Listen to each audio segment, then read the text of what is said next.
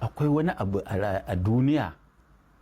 da za a faɗa akan wannan gwamnati da take yi yanzu mai kyau ko mara kyau wanda kafin zaben nan ba mu faɗa wa al'umma ba,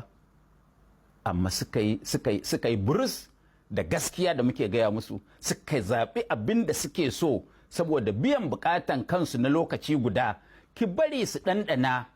su ji a jikinsu, idan lokaci ya ƙure muka zo muka yi magana muka tuna musu abin da muka gaya musu a baya da kuma abin da ya auku, kila sa saurare mu. Amma kuma 'yan Najeriya ba za su ce kun basu suna shan wahala, kuna da damar da za ku yi magana ba amma ba ku yi ba sai lokacin da za ku zo ku yanzu haka kawai Badariya kina yata ki kawo min miji in ce ki ce ke dole sai kin aura, in na aura miki duk abin da ya miki kya gudo gidana. Me fi baka takaici a mulkin demokuraɗiyya na shekara